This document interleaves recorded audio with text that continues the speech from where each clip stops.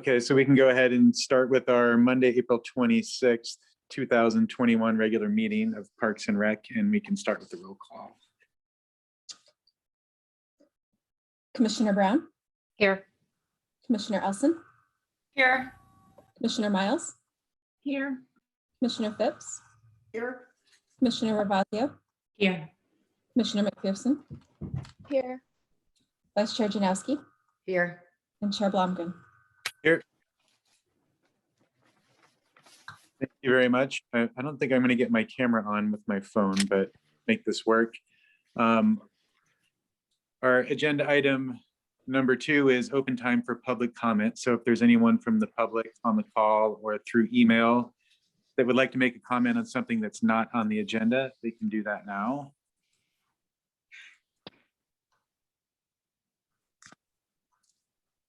I'm not seeing any raised hands, and I just need a moment to check the town public comment email. And I'm not seeing any emailed public comments. Okay, thank you. Can move on to item number 3. Let's see, which is a presentation 3A. And that is from Ashley introducing our interim Parks and Rec director. So take it away, Ashley. First, I want to one of our famous squares over here. If I can have Rachelle raise her hand. This is Rachelle Gretchen Dibley. We've had a couple of comments after seeing the lead into the agenda item from last meeting and then this meeting. Just to preface that I will be going on maternity leave. You guys are not getting rid of me, even though you're going to fall in love with Rachelle. She's going to be our interim support. So in case that clarifies anything for questions out there in the community. But first of all, Rachelle is born and raised in Marin. She is a Redwood High School alumni. So she knows everything there is to know about the area. She's got great connections. She's worked with the city of Santa Fe for 33 years. She actually was an English literature major, and then she took a part-time position in recreation and childcare, and they couldn't get rid of her. She loved it. She had the opportunity to not only work at the Glenwood Child Care Center, but then she had the opportunity to open up a new one in San Pedro. Learning from those challenges, really the relationship building with both the parents, the families, the kids, the students.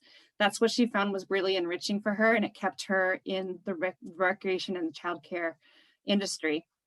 Through the child care department, she had the opportunity to work at a couple different sites supervising the programs, and then later moving into a leadership capacity and working on the curriculum development, as well as supervising staff. And then she rose to the top of that area, and she was the supervisor of the child care division. She became involved with CalSAC, which is the California, excuse me, I'm going to battle that one. The California School Age Consortium, which provides childcare development and training at a variety of youth programs throughout the state. And after experiencing the training, she sought out a leadership role. And after 2 years later, she was selected as the trainer of the trainers. So again, the leadership just finds her.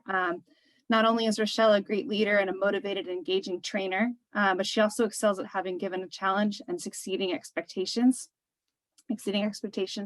She transitioned from the child care division in the recreation to the recreation division, and Santa Fe as a community services. So it has both of those houses underneath of it. So then she was hired as the youth services supervisor and given after school programs and summer camps. So in that capacity, she not only grew those programs from 10 to 150 after school programs and over 80 camp sessions per summer, but she completely built the enrichment program, how everything works for all the after school programs, and then was hired on to manage some of the building staff, get a coordinator and start training a coordinator, and really merging the programs and services that were from the child care division as well as the recreation division. She acted as a bridge of education between the two. So not only had she switched over to recreation, but she was still doing a lot of the training and the education and the support of the staff in both sides. And really from 2013 to 2021, Rachelle worked at the Santa Fe Community Center, and I got the opportunity to work with her there in 5 years, and just really saw firsthand the amount of value that she puts into the programs and the time, and really building those relationships. And I think that's something that's really valuable to Corte Madera. It's the relationships, it's the connections, and really showing the passion behind what you do. And those are all things that Rachelle will absolutely show each one of you in everything she does. She lives in Santa Fe. She's got 2 kids. Her oldest baby is 23 today. So she's not going to stay with us the whole call because she needs to go have some Shannon time because it's Shannon's 23rd birthday. But I just wanted to be able to give you the opportunity to see what Rachelle looks like. You're going to get to see her the next couple of meetings, and hopefully you'll be able to stop by and schedule some time to meet with her.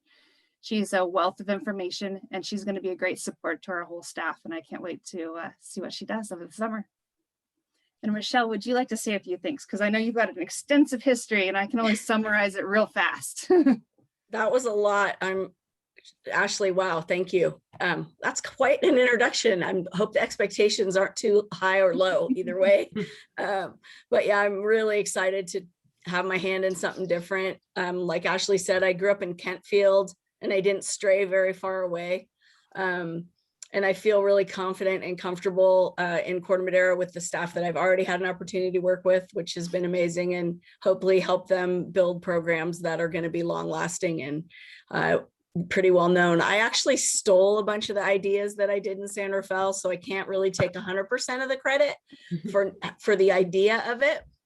But I think what I would say after doing some research about the school district is, there might be some holes we could fill with some after school stuff that hasn't been done before. So I look forward to that challenge and also supporting the staff, both the ones I've met already and the ones I have not met yet, and working with you all. And yeah, if you have any questions, I'm happy to just talk about myself all day. So just to remind the commission, if you haven't been aware, that Rachelle has been on a contractual services for us right now, helping us develop a childcare after school program, as well as researching the possibilities of doing a preschool program now that we have approval to use the portables over at the Neil Cummins Elementary School. And she's already been working with all the staff and meeting people and kind of evaluating our policies and procedures. So she's really going to be able to hit the ground running. Great, thank you for that introduction. Thank you to you both for that introduction. That was great. Thank you. Okay, so Any questions for Rachelle? Just like to say welcome. Thank you so much. Are you related to the famous Mike Dibley from Redwood? I was wondering if that question was going to be asked, and yes, the answer is that would be my husband. Oh, well, welcome. I've known Mike for many, many years. So Yep. nice. I spent a lot of- You definitely know a lot about what's going on, for sure.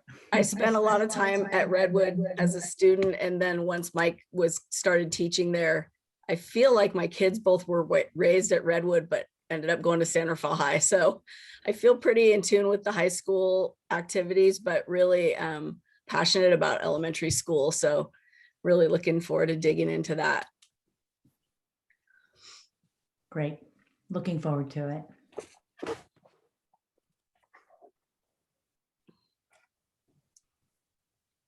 okay, so moving on the next agenda item is item number 4 which is the consent calendar. Are there any comments on the draft minutes of the March 22nd, 2021 commission meeting? I just had one tiny edit. I actually rarely find any typos, but Rebecca, on page 3, line 5, it should say time instead of town. That's it.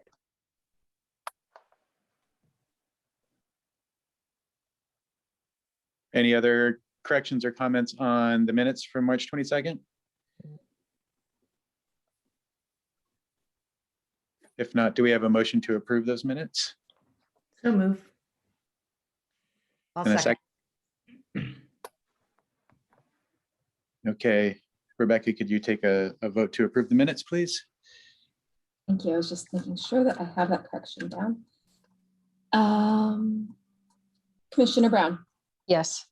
Commissioner Elson, Yes. Commissioner Miles, Yes. Commissioner Phipps, Yes. Commissioner Ravazio, Yep. Commissioner McPherson, Yes.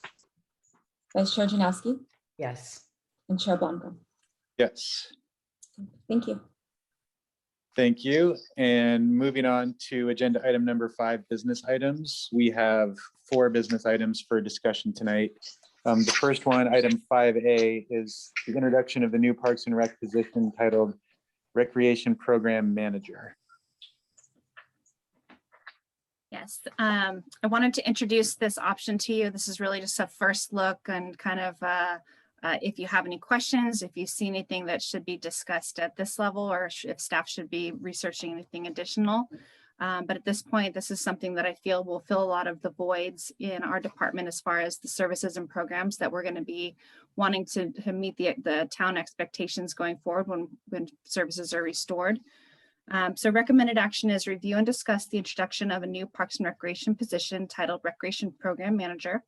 Consider 1, recommending that the town council review the proposed position, or 2, provide any additional direction as you see fit. And currently we have only 3 full-time positions and only 2 are filled right now. We have a recreation supervisor position that is frozen. And then we're also decreasing the amount of support staff that we have. So our part-time staff are generally 30 hours max. And we've gone down from about 5 staff to 2.5. So right now, when we're closed, it's been working out well. But now as we're seeing things reopen, we're really having trouble meeting the needs of and expectations of the community. And all of us, that's something that's extremely important to us, is to make sure that we're providing the programs and services, especially after being closed for a year, that our community needs and deserves. So these are some ways that we thought that we could accomplish that. There's a draft organizational chart included as attachment A, and that outlines all of the responsibilities during COVID, as well as ones that have been added in lieu of the additional vacant full-time position. And then also how I would propose them to be organized after we return to full services at 100%. So if you have had an opportunity to look through that, if you have any questions. And then also there's attachment B, and that's going to be the revised agenda is attachment B, and that's the proposed job description for the recreation program manager. So if you have any questions regarding that, really how I see the division of our organizational chart is that this position would be sort of my right hand. If this position is focusing really on the general areas of programming and support for programming staff, then I would be focusing on not only being the liaison and responsible for council and directors and commission and kind of the brainstorming and the master planning process, but it's also the facilities. Because right now our facilities and our logistics and our documentation and our policies really need a lot of attention. So that's where I really see how our department would be divided up responsibility-wise.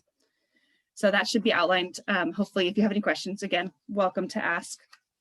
Potential fiscal impact. There's no fiscal impact with today's decision, just to kind of review it and whether you think it's something that the town council should review as well. Going forward, if it were going to be something that's considered by the town, then it would be reviewed again by HR, who has initially looked over the job description and doesn't have any questions or suggestions, but also with finance department, because my proposal, excuse me, the pregnancy is making me a little short of breath.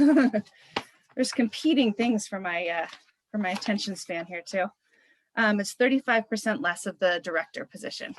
So there is a fiscal impact, and I outlined that in the report as well, based on a monthly salary, and that's salary, not benefits. So that's something that has to be discussed more with their finance department, and they would be doing a budget amendment because right now they're in the process of finalizing the budget that would be effective July 1st of this year.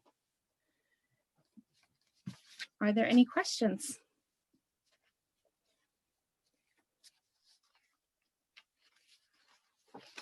I have just to Sorry. go ahead. I was just gonna, sorry, I had to relocate. I have the family members coming in and I didn't want them to interrupt us.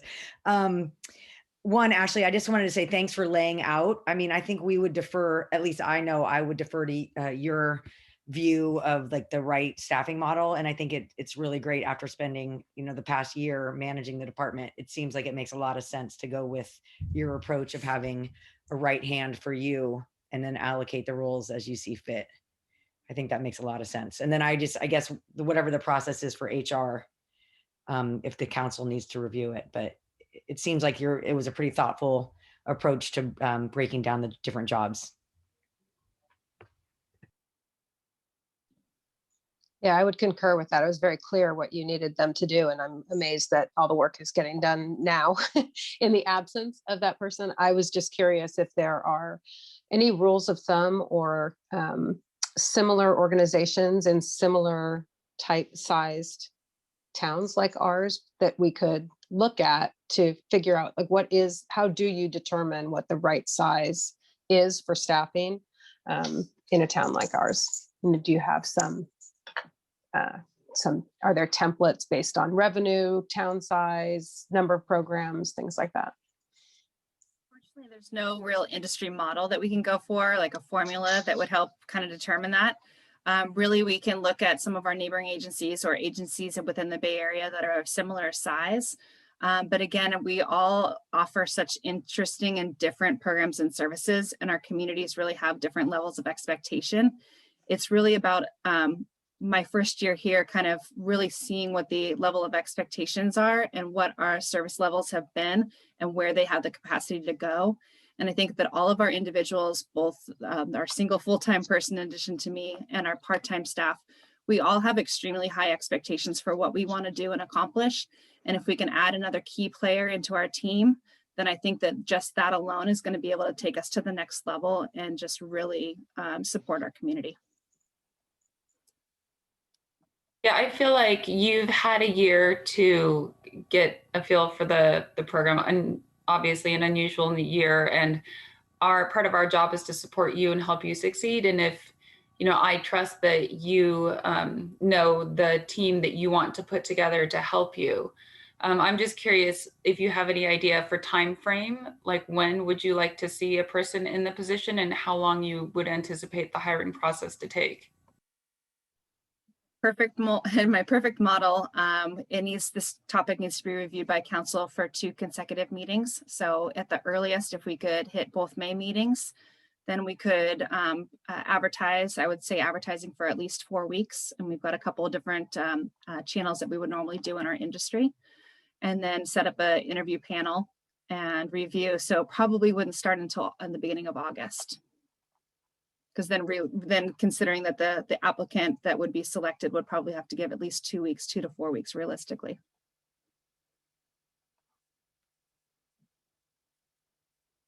So does the creation of this position require the recommendation or approval of the Parks and Rec Commission, or are you telling us about the position sort of informationally and it is something that's moving forward in town council? What I'm looking for from the commission is really just to provide the information. I would love, essentially your blessing or consent to move forward and propose this to town council, but town council would be the one to review this. Sounds like we're all in agreement to move forward, Ashley. So you don't need an actual endorsement by vote or anything?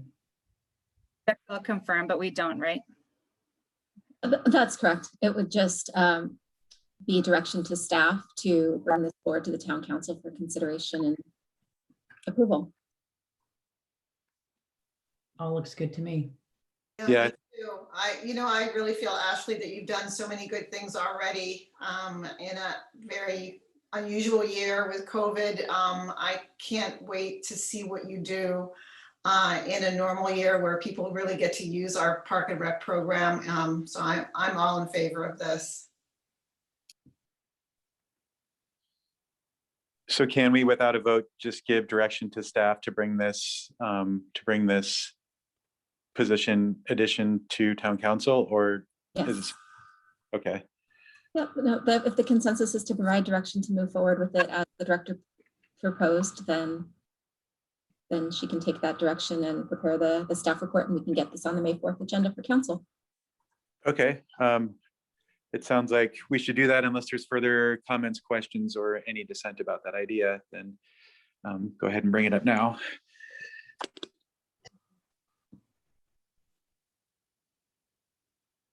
The only comment I have is on the referred to attachments look to be the exact same attachment. So attachment A and attachment B are the same. There's a second draft that I sent out to everybody today when I recognized that. Thank you. They had the right titles. They just had the same content.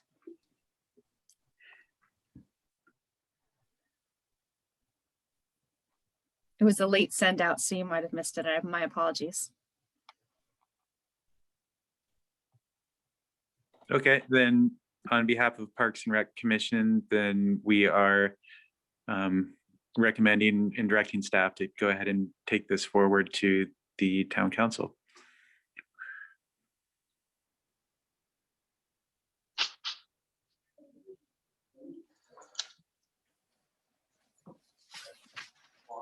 Okay, thank you for the summary of the position and the information provided. That's great. So business items 5B and 5C are related. I'll mention them both now just because we might jump ahead of some questions by understanding what they both are. The first is a verbal update of the master plan committee. And the second is an update specifically about Town Park Plaza improvements. So if you have questions about Town Park Plaza improvements, please know that that's coming up in business item 5C. But starting with 5B, whomever from the master plan committee would like, go ahead and take it away. I think that's Louise. Okay, a couple updates on the master plan, and we've put together a timeline of the major tranches of activity that are going to be occurring to get to a master plan. And we thought it would be helpful to just share that out with the commission so everybody has an understanding of some of the main beats of activity and also expectations around timing. So let me share out my screen.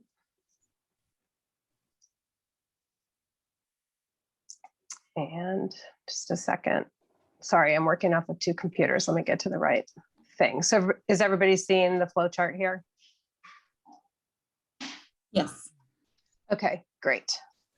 So where we are right now is in the community needs assessment survey phase, and we've just finalized the survey tool, the cover letter, and all the communication elements that are being put together to get this survey out to all of our residents. It will be mailed to everybody in the 94925 zip code.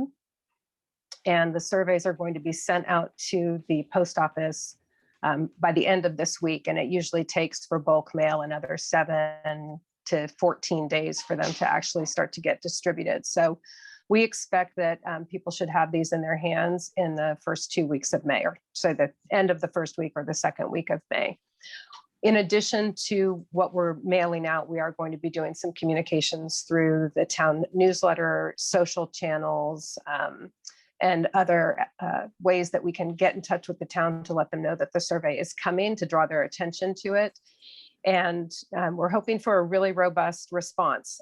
In addition to being able to fill out the survey that people are mailed, if people prefer, there will be a link for them to be able to fill it out online. And we've also included instructions for people who are more comfortable or only speak Spanish for them to be able to access the survey in their native tongue so that they can provide us with the information that we want from all of our residents. Following the mailing to 94925, we will also be able to send a link out to anybody else who has registered for programs through Parks and Rec who don't live in Corte Madera. And those non-resident responses can be segregated, but it will be helpful for us to get that feedback from them as well. We're expecting results to be accumulated, tabulated, and analyzed sometime by July. And this is a little loose right now because we just don't know how quickly we'll be getting responses back. And we didn't want to put a date cutoff for people, but we're going to try to, again, through our media and social channels to encourage people to respond. We'll send something out again, sort of in the end of May timeframe to make sure that people are taking advantage of giving us their feedback. Once Director Howe is back, and that's really important for us to have her back from her maternity leave, we will be conducting community engagement meetings. And this will probably be over the course of 2 to 3 months timeframe. And we want to engage both sort of special interest groups that I'll say are people like parents, Lions Club, Women's Club, other groups within the town, and also we'll have some general meetings. And this will be an opportunity for us to not only share the results from the quantitative survey, but really dig more deeply into collaborative brainstorming with those groups to better understand some of the nuances and some of the opportunities that will be able to then be built into the master plan as we look at the phase 3, which is all about prioritization and feasibility. A note on prioritization. Within the survey itself, we are forcing people, once they say all of the things that they're interested in doing, to pick the top 4 in several different cases so that we can identify some prioritization within the survey itself, but we will be looking at the aggregated input from the survey and also the community engagement meetings to get to our final list of priorities. And then we'll start to work with town staff like planning and public works and potentially some outside resources to look at feasibility for implementation of all of the things that we would like to do. And we'll start to be able to accumulate, lists of like things that work together that we would be able to do simultaneously. And then we'll move into assessing budget needs and requirements for each of those prioritized items. And throughout these last 2 phases, we'll be starting to build out the final recommendations and report. And realistically, that's probably going to be done, sometime in the spring of 2022. So yeah, I was not born with patience in large measure, but I do recognize that it is going to take us time to really do this right and get all of the input that we think we need to have confidence that what we end up with are things that the town really sees the value in and will use and wants to put their collective tax dollars against. So any questions on this slide?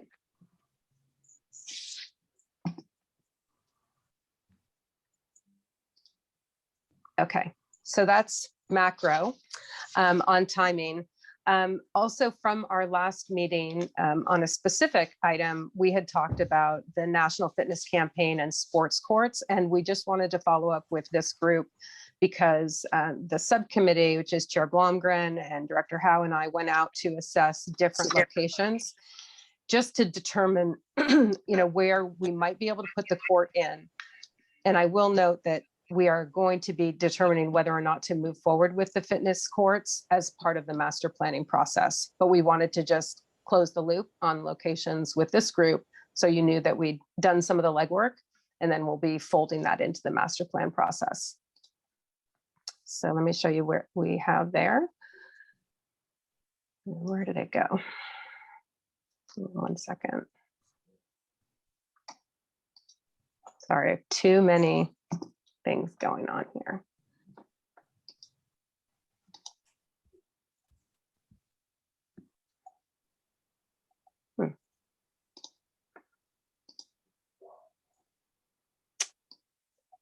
Okay, great.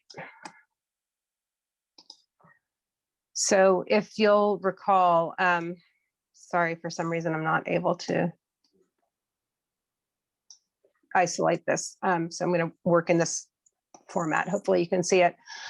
We were looking at locations both on the west and the east side, and there are some concrete parameters like the size, 38 by 38, and also some sort of more qualitative things that we would look for when we look for a site, which is location, visibility, traffic patterns, ease of use for ease of people getting to the space and using it, and how it's integrated with other parks and recreation facilities. So we looked at 2 locations within Town Park. This first location is adjacent to the basketball court behind the community center and next to the parking lot. And we actually pounded stakes and put up some tape so we could really see how much space it would take. It could comfortably and quite easily fit here. And you can see this is the basketball court here. If you can see where my pointer is over this little berm. So it's nicely situated here comfortably. It's not too crowded by anything on any one side. So that's location A within Town Park. And then we looked at the location behind the skate park. So this first photo is looking north from the trees. That's the, oh no, that's not accurate. I'm sorry. It's looking west. So that's Mount Tam in the background. These are the backboard courts and the skate park far off there in the distance. And then this is looking kind of northeast from one corner to another. Again, it fits comfortably there relative to other things that are in that area, like the skate park, the backboards, the tennis courts over here, and then the soccer field, which is, you know, from the foreground and behind us. So I think we have a couple of reasonable options within Town Park, and we'll just have to see what else is putting pressure on space for Town Park as we go through the master planning process. There were some other locations that came up. I'll just take you through those quickly. We didn't go out and actually pound stakes in these places. The idea of putting something on the Alto Tunnel Trail had been brought up. This poses some potential challenges related to visibility and access and how much traffic is going through there, but there's quite a long bit of path there. Here's Menke Park, so we could look there. We looked also over at the Porter-Cooley Dam site and did some measurements, and it's not really large enough to place the courts there. We would have to actually figure out how to, I guess, move the path if we were going to pursue this location, but it's not optimal from that standpoint. This is along San Clemente Bike Drive. There's a bump out triangle here. There's a building and a park bench and some other shelters. We can look further at that. It may have some size issues, and it's only accessible from walking and biking. And then there are two locations in the Cove San Clemente Park area. This is far back in the park behind the sand volleyball courts. And this is a school parking lot here. This is a relatively unused space at this point, blacktop, that's possible. And then this would be if we did a partnership with the school, with Cove School. There's the corner of Golden Hind and Paradise that is right now just organic growth. I know there's some conversation about possibly also having a community garden there, but you can see that the fitness court would fit comfortably in that space as well. So again, this is something that we'll continue to look at as we go through the master planning process, if this is something that the community would like to have, outdoor fitness equipment, and we'll come back to you. And the only reason that this might get accelerated for any reason is if we were able to find a corporate partner willing to offset the balance of the costs that are required to do the fitness courts. And to that end, I've had a first but very positive conversation with Marin Health, and they seem quite interested in working with us on this, but it may be a little bit longer time frame, and it's probably not for the full amount that we need to cover. Any questions on either of those? Just out of curiosity, Commissioner Bradley, location C, is that wide enough on the Camino Alto Trail? I know you measured the D. Do we actually have a 38-foot width? We didn't go out and measure this, but based on some input from John Hale, who had suggested this space, it's 100 feet wide. Oh, wow. Okay. And there's a lot of green in many of the areas of this path. I just have one question related to the size, and then also to some of the objections I've heard about the presence of advertising or making this look commercial. And the question is, are there other ways we can provide these same facilities without being so pinned in to have this, it's got to be 35 by 35. It can't fit along the Porter-Cooley site, which feels really nice and big for this kind of thing to me. Are there other sources of this kind of service so that we don't have to be pinned in by this one organization?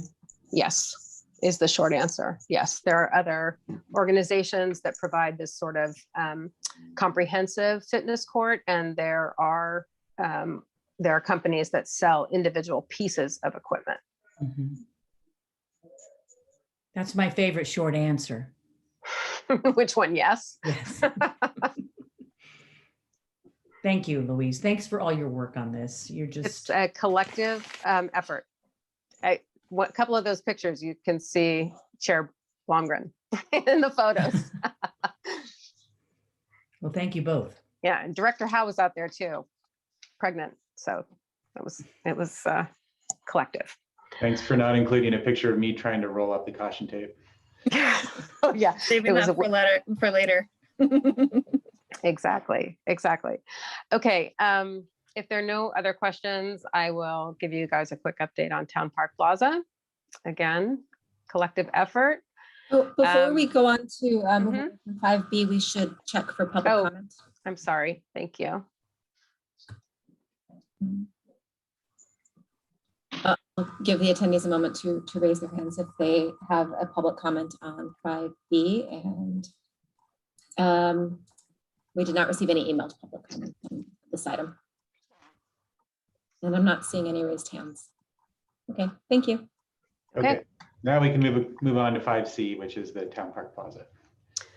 Okay, so so exciting. We have the weatherization installed at Town Park Plaza on the Trellis. And here it is. So the roller shades have been installed on the west-hand side, and the awnings now are on the trellis underneath the vines that are growing over the top. And it's all been road tested, both on sunny and windy days. We actually had to have the company come out and do a little bit of an extra securing of some of the roller shade hardware, because we do get quite a lot of wind there. But we feel really good about the quality of the product and the coverage that we're getting from the awnings and the shades in terms of really cutting the sun. This day, where the awnings were installed, was really, really warm. And as soon as we dropped the shades and put the awnings in place, it was much more comfortable to sit underneath the trellis. And just people walking by had a lot of great positive things to say. So it's really good to see those in place. And those were provided with funding from Corte Madera Community Foundation and the town. So we're really excited about that. I want to suggest that we have a discussion now about furniture. We had originally talked about doing a bigger upgrade to Town Park Plaza that would be inclusive of things like a fountain and possible fire pit and maybe a bocce court.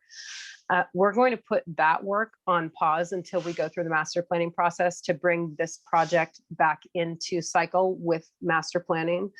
But this effort of weatherizing and getting furniture was started more quickly because we were trying to accommodate COVID era requirements for outdoor dining that was safe and comfortable. And so we'd really like to complete that effort, which would mean getting new tables and chairs and benches for underneath the trellis and other spots within Town Park Plaza where people could come and dine. The other thing that would allow us to do is move these really sturdy tables and benches that exist there now to the playground at the park underneath the shade sail. There's no seating there right now, and it's desperately needed within the playground. And we've already worked with the Community Foundation to get agreement to move some of these tables there. So it would really cover the needs for two projects to get the plaza in great shape with better and more seating, and then also have the seating that we could have at the playground. So these next couple of slides are really just to show sort of the type of furniture that we could do. They're not absolute.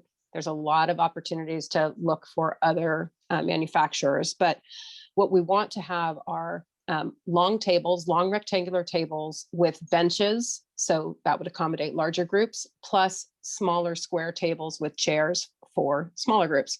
And all of it would be lightweight and aluminum, weatherized, powder coated. So it would last a long time, but it would also be easy to move around to create different seating arrangements depending on the need. So this is a powder coated aluminum solution with a synthetic wicker or rattan weaved. All of these are manufactured for outdoor use. There are long tables with these benches. There are matching square tables with these side chairs. So it would all look very integrated and I think, kind of a nice modern and outdoor feel for under the trellis. This second option, this little cutout in the corners, just so you can see what the tabletop looks like. Again, it's a powder coated aluminum with a synthetic teak top, so it would have a good longevity. We would do a dark slate cushion as opposed to that bright blue. So again, it would just really look clean and really well integrated. And then here's a third solution with kind of a mesh chair, again, powder coated aluminum. So what I'd like to get the commission's feedback on, or we as the subcommittee would like the commission's feedback on, is whether or not you'd be supportive of our going back to town council to ask for a budget item to enable us to purchase this furniture and finish out this phase of the work. And could I just add one thing? Louise mentioned Please. the importance of dining and having a place for people to dine, but this really goes beyond that. This is like, it's starting to feel to me that Town Park Plaza is an outdoor community center. And so for small groups wanting to meet, for people who want to, meet up with their children, this is not about supporting Cafe Verde. This is about supporting the community with really a attractive and comfortable and gathering place that is not dependent. So this shouldn't be perceived as this space being just Cafe Verde space. I think we'll need to work to make sure the community knows that they're invited, regardless of whether they are, grabbing something from there or bringing their own. As long as they don't bring glass, they're allowed. Actually, I looked it up again. The rules in Corte Madera Town Park, we might want to look at this, is that no individual may bring more than 36 servings of alcohol. That seems a little nutty to me, but the point is that people can gather here without having to support Cafe Verde. And I just want to make that point because there's been some confusion over that. Yeah. Also, one point that I want to make is that we wanted to make this flexible so that benches, chairs, tables could be moved around. Live music could happen here. Other kinds of gathering besides just dining or, small meetings, but it has flexibility. Yeah, let me make one more comment, and those are really important things to reinforce. And this would support what Commissioner Phipps just said.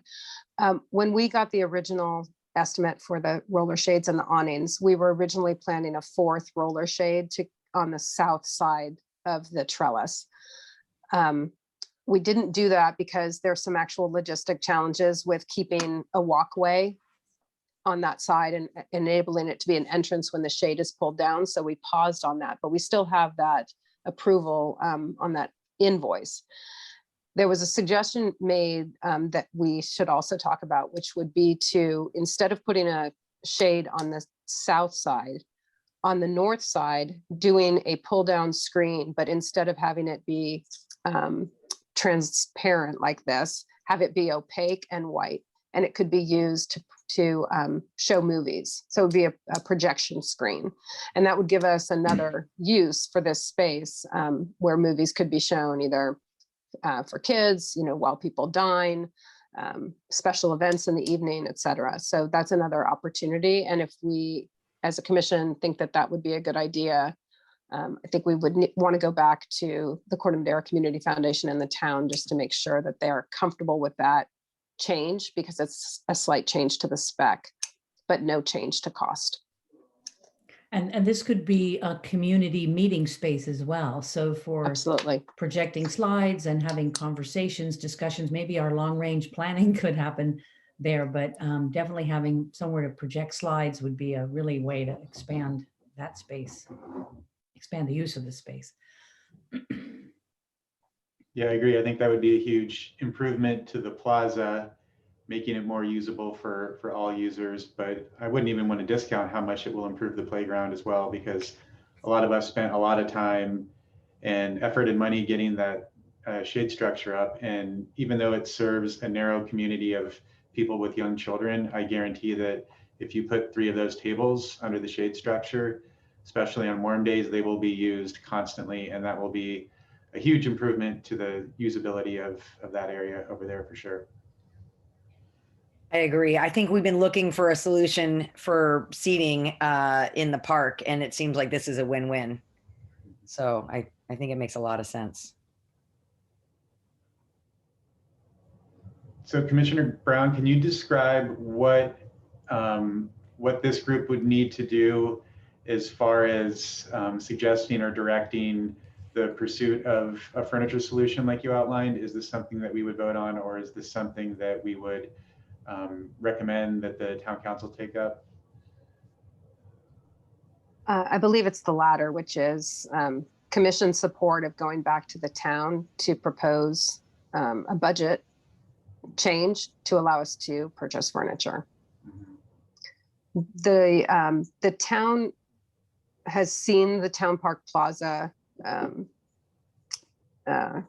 proposal several times. I think once officially was back in October or November when we first started this. I can't recall exactly what the date was.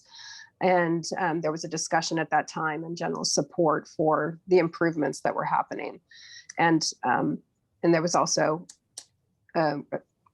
discussion around the budget and what might be available from the town. And I think at that point, we needed to get more specifics, and we got specific approval on the awnings and the shades. And town manager has indicated that we would need to go back to the council with a specific request for furniture. Question, going back a couple months when we talked about having furniture out there, it was, if my memory serves, it's Cafe Verde staff would volunteer to take the equipment inside and outside during the day. They're willing to take cushions in and out, stack chairs, do security cables at night if we feel that we need to secure the items so that they don't get stolen. Yeah. Just as they are also kind of taking responsibility for the awnings and the shades, putting those down and up and opening and closing those. I hate to say it, but I do think security would be important, because I know we talked about the budget and how expensive it is for the furniture. And unfortunately, being right along Tamalpais, I think we would definitely need to secure it overnight. Agree. Oh, and secure it, it could be that there some way to anchor them in place. And also we might just look at doing security cameras so that we can look, see what's happening if there is something that goes on. I don't know. I agree. We need to look at that though, and figure out, especially if it's lighter weight stuff. We were hoping for really heavy. I mean, maybe if we had a heavy concrete table, but then we can't move them around. So it's definitely something to figure out. Yeah, I think we could put motion detector lighting in, just so if somebody did go there, the lights would go on. That would be helpful. It would be a deterrent. We could use cables to stack and secure things there. And I do agree with Commissioner Ravazio that the challenge is if you anchor something, then it really doesn't let us have the flexibility to move things that we want to have, to make that space as flexible as possible for different types of events and dining and all sorts of other things. So then would the protocol be to get on the agenda of the next town council meeting and do a similar presentation, but just with a budget proposal for this item? I think so, yes. Okay.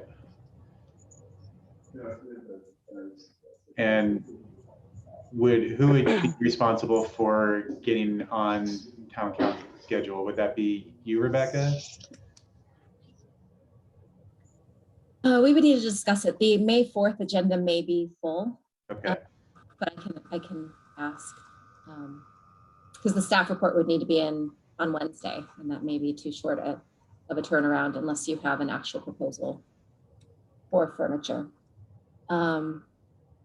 But the next available opportunity would be May 18th. Okay. Could I just ask a question of Rebecca? Do we need to have it fully spec'd out, or can we sort of have some options and a budget and then get their agreement to the budget and then come back later with specifics? Or do we need to have it all buttoned up front? Well, the preference would be fully buttoned up. You have your proposals, you have your quotes, you have a recommendation as to how you want to proceed with the furniture purchase. Okay.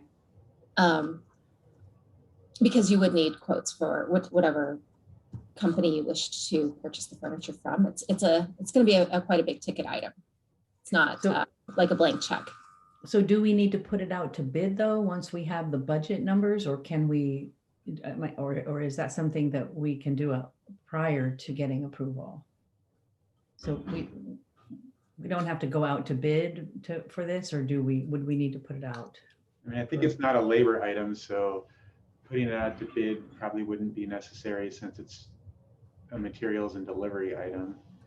Yeah, it was going to be, I was told you would need several quotes. The price point elevates it to needing 3 quotes. Okay.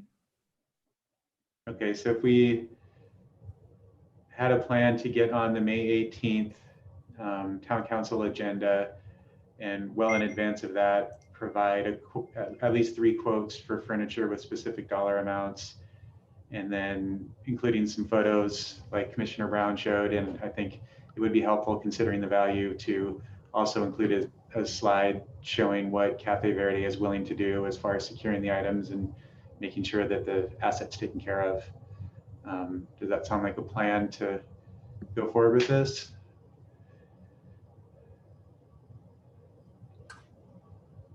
Oh, I'm seeing a raised hand from Commissioner McPherson.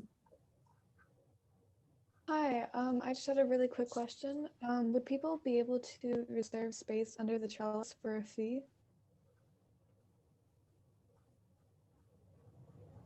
The parks, Town Park Plaza has been designated as a non-reservable and non-programmable park space. So it is kind of first come, first serve. And, you know, there's been a wedding held there. I mean, there definitely people have come in and just come in and taken over and done things. But as it gets more popular, that might be something to look at as to whether or not we would want to make it possible to reserve space there. I don't know what anyone else thinks about that, but I just know currently it's not programmable. I mean, it's not reservable space. I think that's a very good question, because just tonight in this conversation, we discussed both movie nights and potential Events. So obviously, if those things were happening, we'd want to be able to reserve it for those uses. So certainly something for Parks and Rec to think about a plan for that, for the inevitable popularity of a great asset. Thanks, Lucy.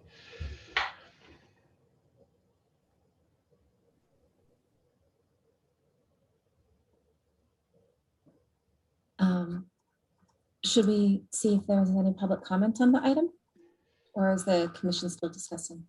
Yeah, are there any further comments or questions? I just laid out a plan to get us to the May 18th town council. Does that sound like something that we can and should do? Seeing some nods. That sounds like a good plan. Is there anything from the public?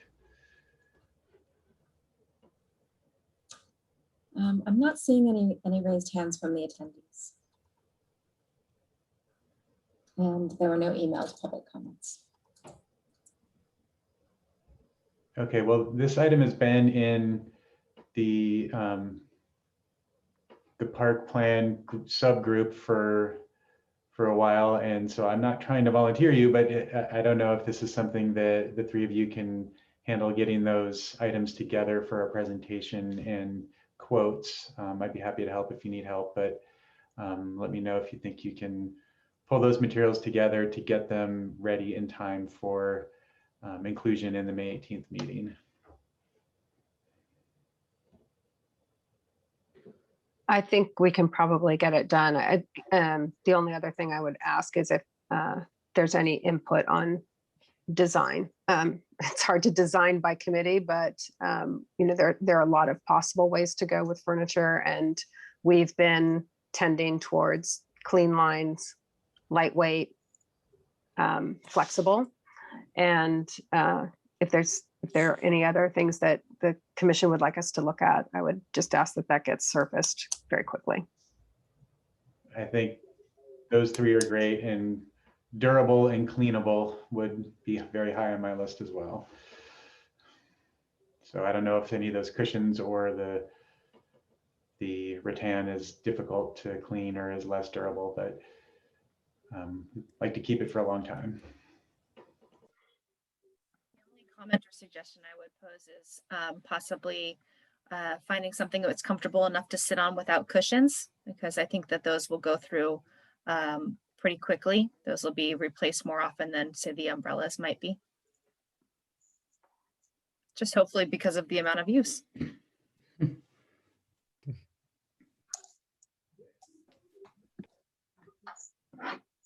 Great. Okay, well, with that, thank you very much for that update and great ideas from everyone. And like I said, I'm happy to pitch in to help to keep that moving if needed. But I think that'll be a great double improvement, and hopefully quickly enough that as it starts getting hot, we'll have 2 different awesome shade structures in the park with great seating under them.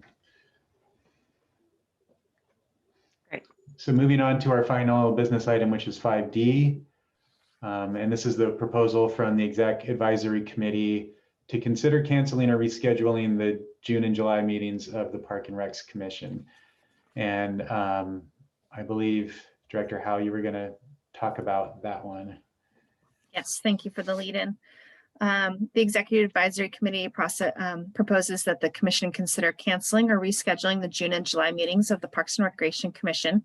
Consider 1, canceling both the June and July meeting dates, schedule 1 special meeting on either July 12th or July 19th, or 2, cancel the meeting plan for July 26th due to planned leave, staff leave, or provide 3, staff with alternative direction. So again, in a little bit more detail, the regular meetings of the Parks and Recreation Commission, typically there's 1 summer meeting at least that's canceled just based on availability of staff and commissioners, and also because we don't have any regular scheduled calendar items, agenda items that we discuss. Monday, July 26th is the currently planned meeting for July, which also occurs during planned leave by both the Parks and Recreation Director and the Assistant Town Manager, Town Clerk. Having both of these staff unavailable to attend the meeting would require alternative leadership to run the public Zoom, which can be done, but we just wanted to make sure that the Commission understands what that logistical challenge might be. Discussion, staff recommends that the Commission cancel both the June and July 2021 meetings and schedule 1 special meeting on either July 12th or July 19th, pending confirmation that a quorum of members are able to attend. And then hosting 1 late summer commission meeting will also provide the Parks and Recreation Master Plan Committee an opportunity to share community survey progress and preliminary data, discuss strategies for community engagement, and provide additional project updates.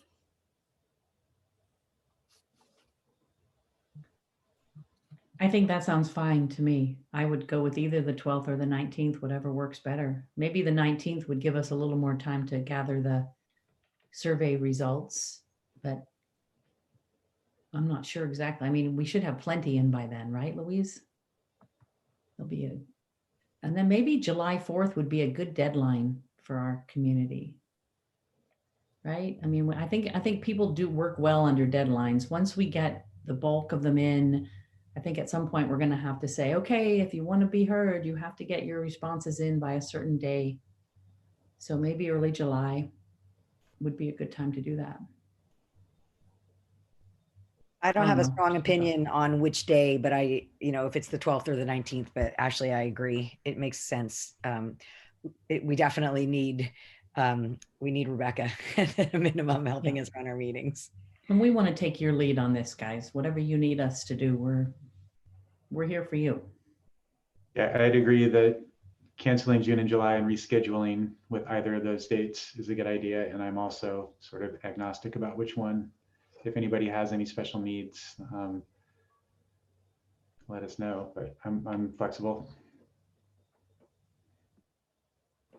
Me too. I'll be out of state, but it sounds like there hasn't been any talk towards moving towards in-person meetings, so then it shouldn't be a problem.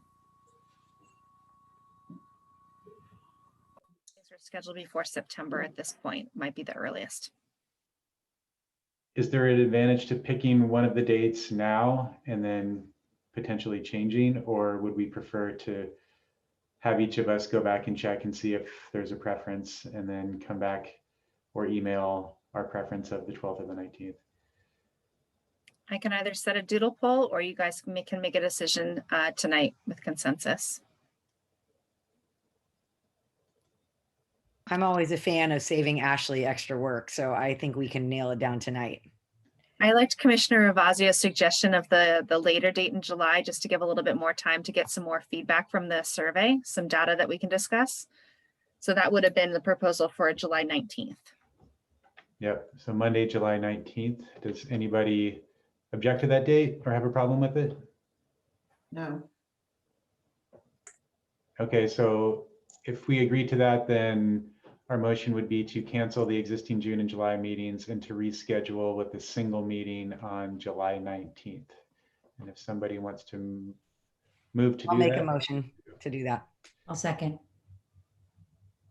Okay, so the motion is to cancel June and July existing meetings and reschedule on July 19th, which is a Monday.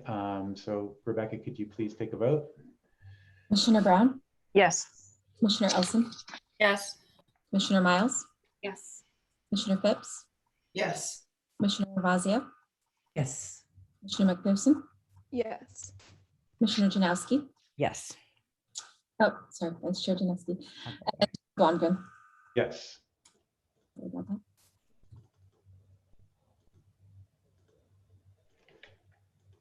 All right, it's in my calendar.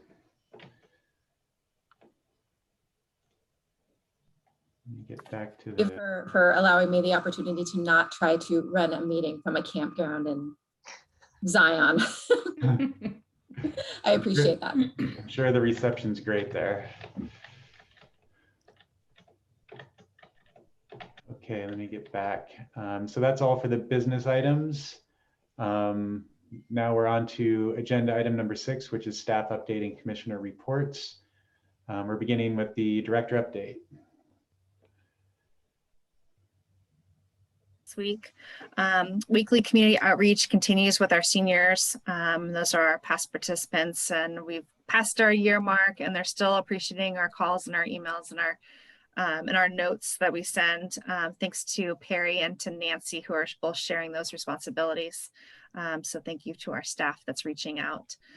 From that also came the suggestion of the book and puzzle swap, which we've had 2 weeks of that program so far, thanks to Perry.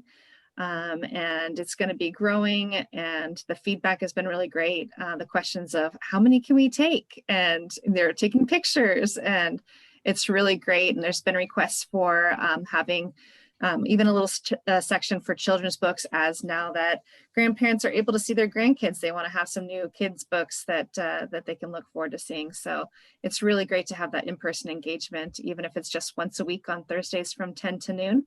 So if you have any seniors that live near you or that are related to you, please encourage them to come down.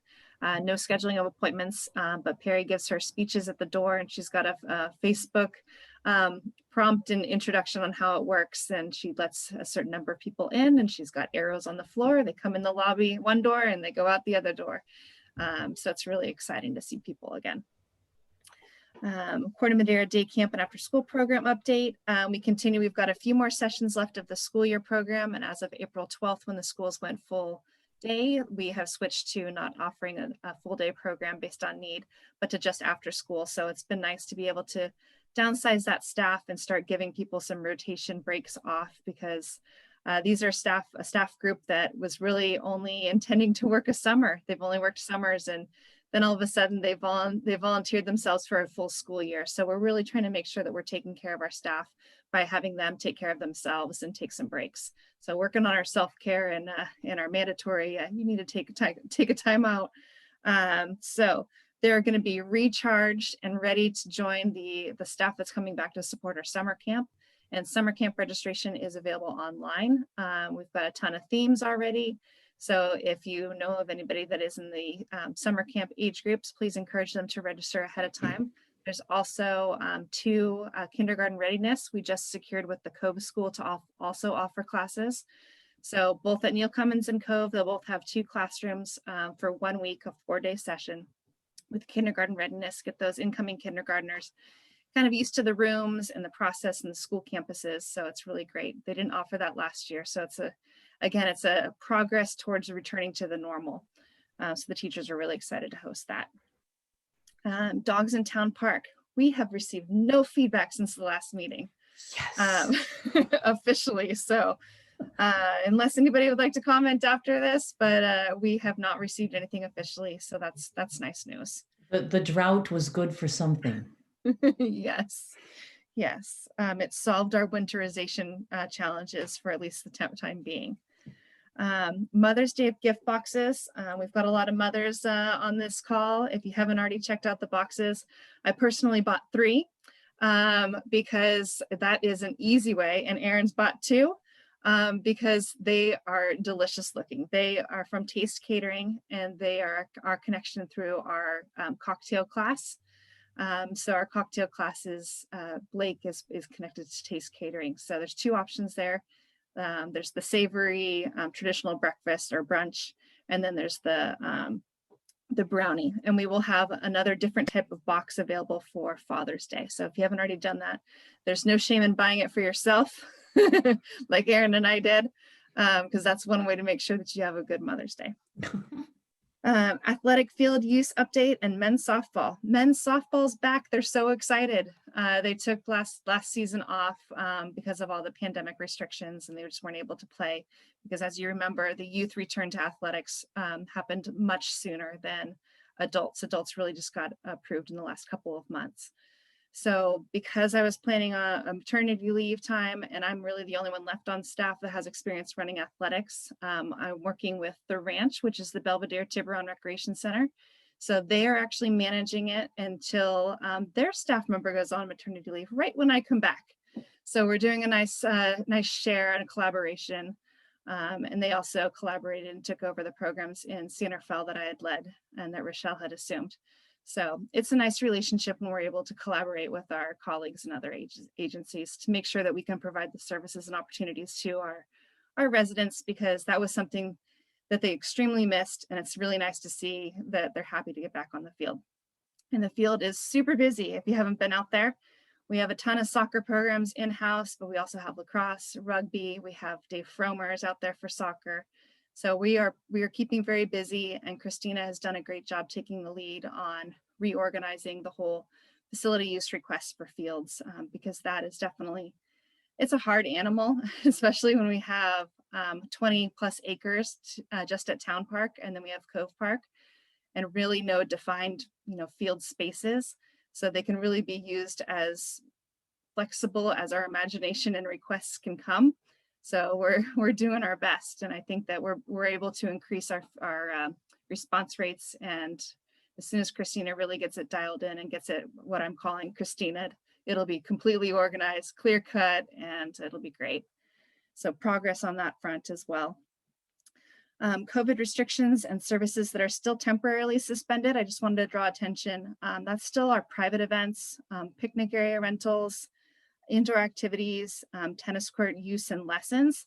And so really with the tennis court use and lessons, I wanted to draw attention that even during regular times, our tennis policies and use of the courts requires any lesson instruction, commercial use, or group planned activities to be run and approved through the Parks and Recreation Department.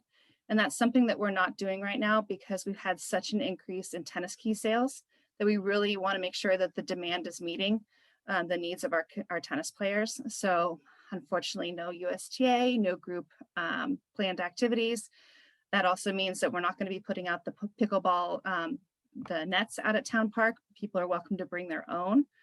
And then no instruction. And we're going to review that in August, or that decision in August, based on how things are going and how things are returning to a normal operation. But if you could help us all and just kind of educate the community, we're going to be posting fresh signage out there regarding the lessons and group play, just as a reminder to people too, because we do have a couple of rogue instructors out there. Indoor activities, rentals, we're really waiting to see what kind of restrictions are going to be tied to the June 15th announcement. We know that there will be some restrictions, we just don't know what, and there's a lot of logistics behind hosting events. If we were to host an event, we would have to determine how we pass the responsibility and liability of vaccination checks and masks and regulating social distancing And there becomes a lot of liability questions and responsibility related to that. So right now we're really putting that on hold. We're also waiting to see if the community center is needed as a location for public meetings, because town hall is going to be under construction, and they're going to need a location for meetings as well. So it might be an opportunity for the community center to kind of set up as a permanent location for meetings, to save any kind of lease of additional space by the town. We would still be able to offer all of our classes that are planned out on the patio and possibly partial inside. So it really would take a lot of pressure off of our department and our team liability wise, and figuring out the logistics of trying to make sure that we can keep everybody safe. There's a lot of different guidance going back and forth with special events. Give one example, as we were on a call last week with Dr. Willis and Dr. Santora that just addressed dancing. And these are things that are not spelled out specifically in the state guidance, but as jurisdictions, we are aware of the detailed definitions of what these rules are. And just to let you know that we would have to regulate who dances together. And it would only be members of the same household. So how do you do that? And then how do you do that for different types of events, whether there's cultural or language barriers? And it just gets us into a really uncomfortable area, in my opinion. Don't forget to talk about the segregated seating sections for vaccinated versus non-vaccinated. Yeah. that Rebecca joined that call to too. spend an hour listening to a video that will scramble your brain. It's on the cover site website. Yeah. So there's a lot. There's a lot into that. So we'll just keep you posted as we learn new things, and when we'll just make the best calls that we can. But if you have any questions, I know that you often get asked by the community members of, well, when can we host our meetings, or when can we host an event? That's sort of what we're working with right now, is why we're saying, just wait. We're not ready. Parks Make Life Better Month. This is where something I'm hoping that you can have a little support and help me think of a good community organization or group that would want to do a proclamation or request a proclamation of town council for July makes Parks Make Life Better Month. If you'll remember last year, we did it as a commission, and technically it should be a community group. We wanted to forge way, and we have a July makes Parks Make Life Better Month calendar of activities already ready to roll out in our next activity guide. But if you have any group ideas, if you could let me know so I can reach out to them and share what that is and what that would mean and include. Actually, what type of group do you think would be the right fit for that? I mean, it can be a youth group, it can be an adult group, it can be an intergenerational group. Really, it's just members of the community. The activities of Parks Make Life Better are really age encompassing. So it's coming from, taking a walk in the park, or making a kite, or different things. Maybe your soccer organization, isn't there 1,000 players who are in our soccer program? I'm sure they would agree that the parks make their lives better. They might be a good organization to, yeah. I'd like to have something with a lot of numbers so it gets more exposure out there. Yep, that would be one that would work. Hopefully something that's not a part of our program, because then it might look like we're telling them to do it. Or what about like a Boy Scout or Girl Scout troop or something? I don't have any affiliation, but if someone does, that feels like a pretty natural fit. You guys could think a little bit, that would be great, and maybe come up with some references for me to follow up with, because we definitely want to support Parks Make Life Better Month, and what that means to our industry, and what it means to drawing attention to our facilities and our parks and our services, especially while we're doing the master plan. And then the final couple of things to say is that we have presentations next meeting. We'll have a summer guide and programming update by Erin, and we will have a summer camp introduction and preview by Shanat. So you'll get to see both of them next meeting. And then community proposals and suggestions, kind of just a public service announcement.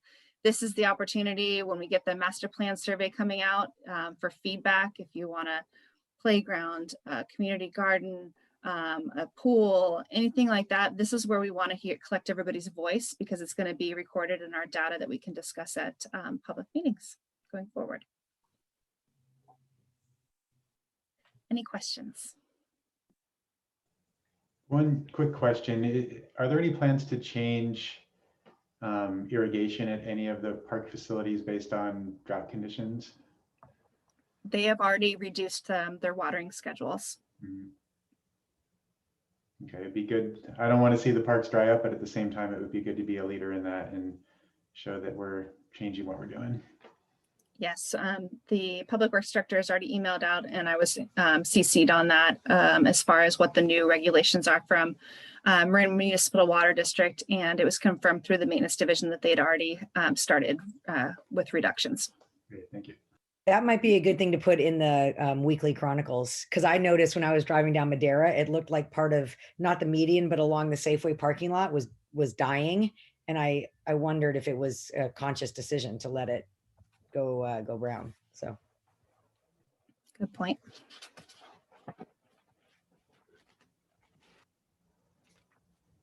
Okay, any further comments or questions from commissioners? Or anything from the public?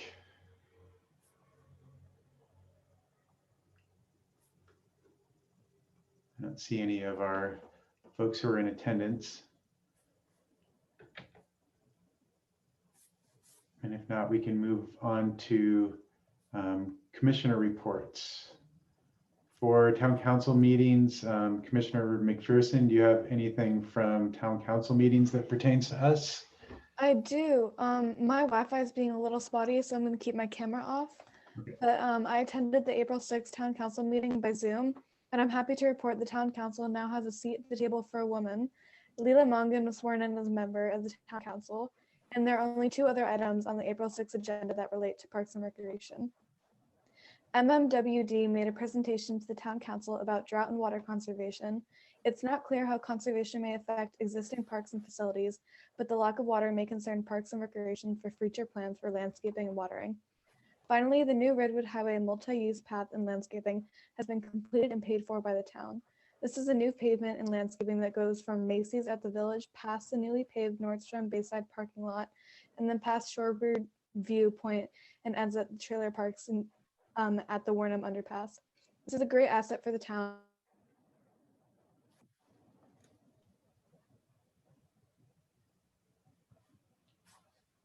Lucy, we did lose you just momentarily.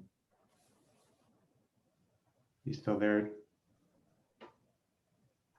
I think she was nearing the end of the 2 items she was reporting on. That was a great summary. If you can still hear us, Commissioner McPherson. Did my Wi-Fi cut out? You were just talking about the termination of the path by the Warnham Underpass, and then it cut out. Okay.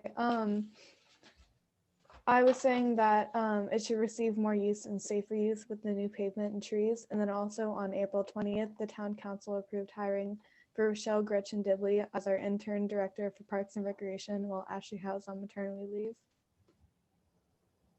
Great, thanks. That was a great update. Appreciate it. thanks, Lucy. And then the Executive Advisory Committee, we met to discuss the schedule for June and July events or meetings that we already discussed. Are there any individual commissioner updates, observations about Parks and Rec activities that you've observed? Just two little things that I'm working on, sort of ex parte. I have heard from Chris McEwen at the Tamalpais Union High School District that they are working on some kind of community swim program at Redwood for this summer. And I'm not sure what that would entail. We've talked about there being some lap swim, but also being some open lanes and open times. Hopefully the kids can ride their bikes to the pool. And the times we discussed were from 1 to 3 in the afternoon during the week. And then also on the Saturdays when Tidal Waves has away meets. And we've talked about scheduling special team programs with a DJ and pizza, whatever, pool party time. So he really seems to be on board. I think there's some logistics that need to be worked out. And I just want everyone to just kind of think positive thoughts that they're going to end up with a yes on that. And then secondly, I want to invite all of you, anyone who's interested in just hearing about what's happening with community gardens. There is a group that's coming together under the leadership of Wendy Doherty, who many of you know is the lady who grew the pumpkins every year for Oktoberfest and is a former Redwood High School superstar science teacher and an agriculture major from UC Davis. And we are gathering on Zoom this Thursday at 6:30. And she's been meeting with the people at UCSF on gardens and community gardens. And they have some ideas and organizational suggestions, and so we'll see where that goes. And we're hoping to get a couple of good people who really want to pitch in and make something happen. So that's all. Thank you. Any other commissioner updates?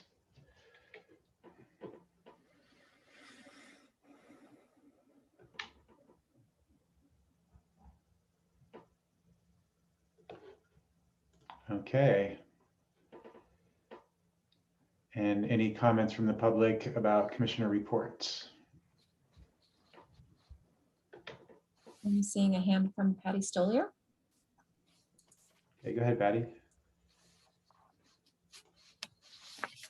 Looks like you're muted.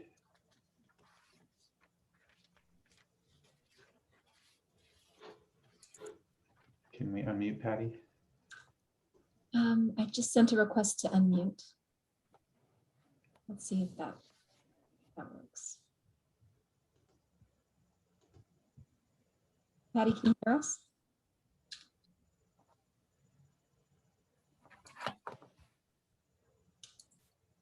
Yes, I can't unmute. I can only grant her permission to unmute. Patty, if you can hear me, you should be able to unmute yourself.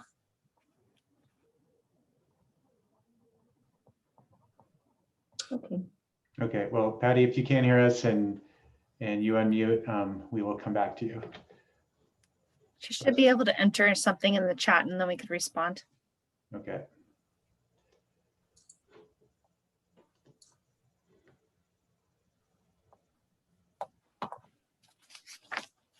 Okay, well, let's just go ahead and move on, and if she gets off mute or types a message, we'll return back to her. So agenda item 7 is routine and other matters. 7A is discussion of potential future agenda items. Is there anything that would not be an existing agenda item that we should add?